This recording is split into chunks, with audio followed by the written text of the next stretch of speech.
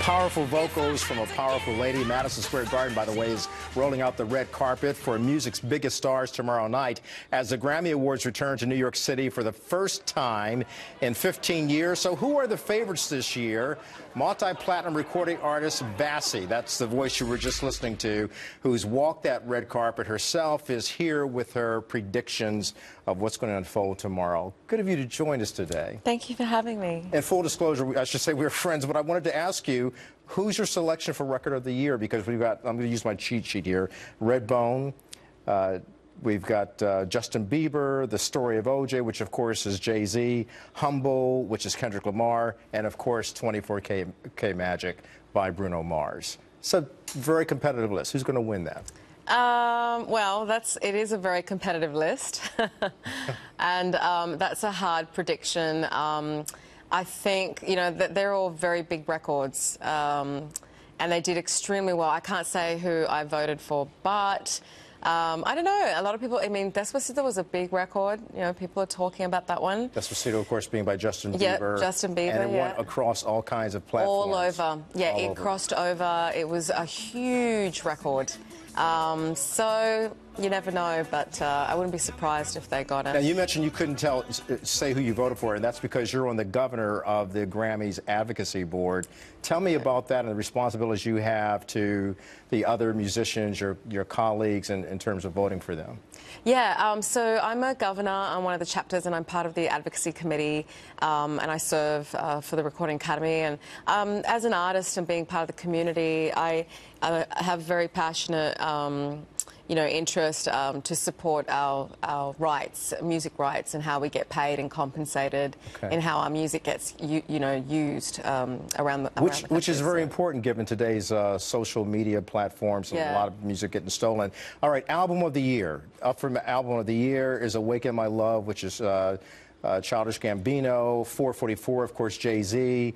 Damn, which is by Kendrick Lamar. Kendrick Lamar, very powerful, influential young musician and artist. And Melodrama is also up, and that's by Lord. And 24K Magic, Bruno Mars. Bruno keeps making it in there. He does. I think Bruno's always going to make it in there. It's Bruno Mars. He's killing it, and he had a brilliant year last year, brilliant performance. So was Kendrick. I watched both of their performances last year at the Grammys. They were fantastic.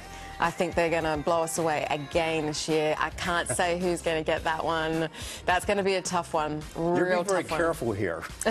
Yeah, I don't want to get in trouble. In your gut. I know you don't want to get in trouble because you know all these people, but they're not going to mind if you say, well, I think Bruno might get it, or Kendrick Lamar. Kendrick Lamar is due. I don't know. I mean, they all deserve it. I mean, Kendrick Lamar's fantastic, and you're right. He's such an inspiration to a lot of people, a lot of the youth.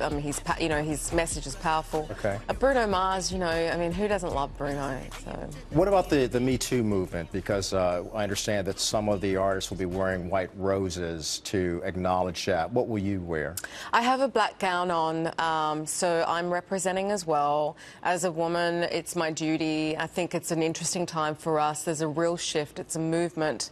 Last night I was at the Australia Day Awards, and Naomi Watts got up. She gave a fantastic speech talking about that, and it's a really great time. And I think as women in the business, you know, as role models, we need to speak up and represent, because there's some changes that are happening right now, and it's for the better. I mentioned at the top of this, you're a multiple platinum selling artist known around the world, and to America's audience is growing, but you're a young girl from the Outback. How does a young girl from the Outback make her way to the world stage in music? I followed my dream against all odds, against all rejections. As I say, every rejection is really a redirection.